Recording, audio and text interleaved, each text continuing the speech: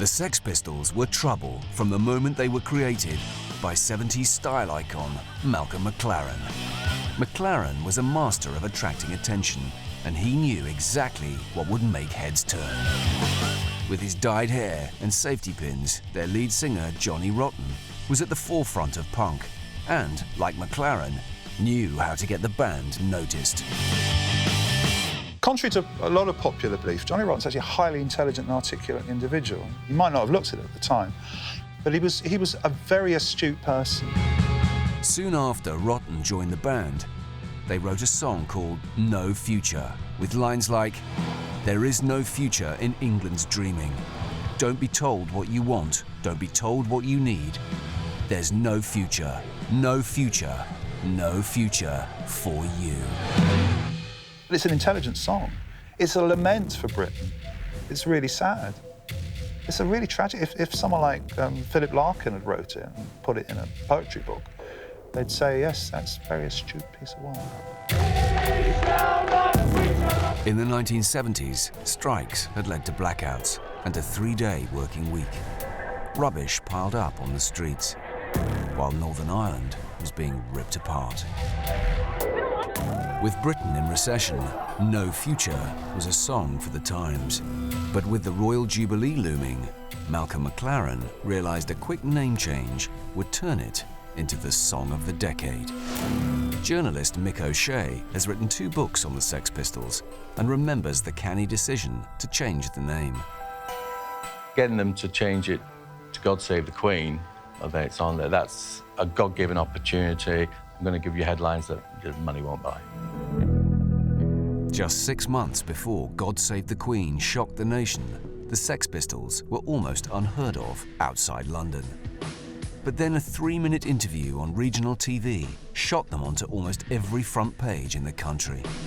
The catalyst that launched the Sex Pistols into sort of the out there was their appearance on Bill Grundy show on the 1st of December 1976. Are you, When interviewer Bill Grundy seemed to make a pass at Susie Sue, one of the Pistols' followers, the band went off the rails. Always wanted to meet you. Did you really? Yeah.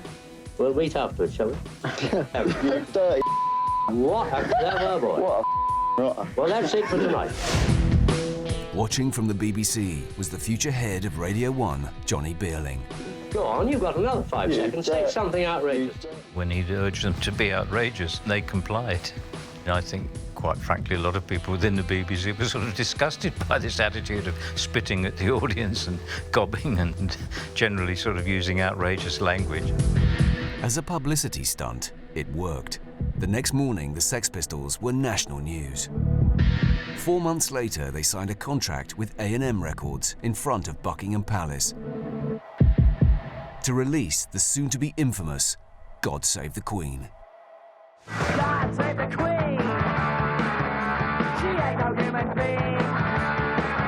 There is no future in England's dreaming!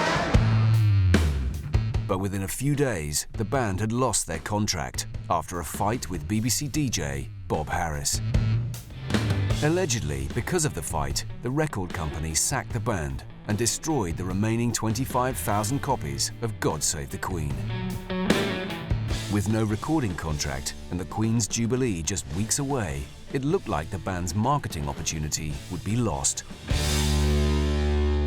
But then in stepped a young entrepreneur, Richard Branson, whose record label Virgin and high street record shops were taking over the music industry. Richard didn't chuck any vast amounts of money at him and just said, you know, if you want that single out, you sign there. Because it was the time frame. If we don't get it out before June, well, might as well just call it No Future again and just stick it on the album. Realizing they had no choice, the band signed. With the Jubilee just around the corner, record sales soared. And that's when it's claimed the problems started. The timing of that single coming out was seen as offensive. I mean, I'm old enough to have walked down streets which were covered in Union Jacks and bunting and tables laid out. Then to have this song emerge, which meant I was a teenager, and I think many of us thought, great, you know, it's a good teenage piece of terrorism. You know, we're going to upstage the party, and who better than the Sex Pistols, this grubby, unwashed bunch of oiks, to come out and ruin it for everybody. But not everyone felt the same, and the BBC immediately banned the single. I mean, the attitude there was that this is a record that is offensive to an awful lot of people, and we won't play it on the grounds of bad taste, so it was banned, yeah. Once the BBC banished it from their airwaves, almost every independent radio station followed suit and refused to play it. Worse, many councils refused to let the Pistols play in their town, and few record shops were prepared to stock the single. Refusing to be defeated, Branson and McLaren once again turned to shock tactics. Malcolm hit the idea, well, let's have them going down the Thames on a boat, playing live. And when they hit the Houses of Parliament, play God Save the Queen. But instead, police stormed the boat and arrested Malcolm McLaren, among others, for breach of the peace. In June 1977, the Sex Pistols' anti-anthem, God Save the Queen, was storming up the charts and threatening to take the top spot in the week of the Silver Jubilee. But despite record sales figures, the song never got to #1. Music journalist Mick O'Shea believes this was because the BBC conspired to rig the charts to stop the Sex Pistols hitting #1 during the Queen's 25th anniversary celebrations. His accusation is that in doing this, the BBC could then avoid playing the track on national television. The BBC's flagship music show, Top of the Pops, always played the #1 at the end of the week. Be it pants people dancing to it, or whatever, the band in the studio or a video, it always got played. Simon Wells is also convinced the BBC had to find a way of keeping the Pistols off Top of the Pops as the #1 band that week. Other than having a blank spot, which had never happened in Top of the Pops' history, they decided that it was probably a better idea to go with Rod Stewart's second best-selling song and make that #1 just to save any embarrassment. But could the charts really have been rigged in this way? The top 40 was compiled from sales returns gathered from the major record shops around the country, including Richard Branson's Virgin stores, one of the few shops to stock the banned Sex Pistols single. Only in this particular week, music journalist Mick O'Shea believes there was a deliberate oversight. And that's where the BBC were very snide. But what they did do that week, and just that 1 week only, they purposely dropped all the Virgin record shops. Any shop that had any connection with Virgin Records, they didn't take their returns that week. Rod Stewart's First Cut is the Deepest was at #1 the week before, with the Sex Pistols chasing it at #2.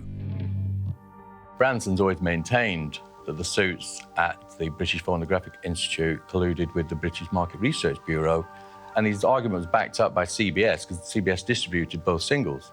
And they told him, we couldn't keep with demand for the Pistols. You're outselling Rod Stewart 2-1. For former head of Radio 1, Johnny Beerling, the theory that sales could have been ignored to prevent the Sex Pistols reaching #1 is simply ridiculous. No, there was no way in which the BBC could rig the charts. We were the official broadcaster, and it was compiled by the British Market Research Bureau, BMRB, so we didn't have any influence in how that chart was arrived at. Beerling also claims that had the record reached #1, the BBC would have dealt with it the same way as they had with other offensive singles in the past. Going back to Je t'aime by Serge Gainsbourg and Jane Birkin, we played an instrumental version of the thing without the heavy breathing, which is quite interesting. If there ever was a conspiracy to keep the Sex Pistols off the #1 spot, 4 decades later, things had changed.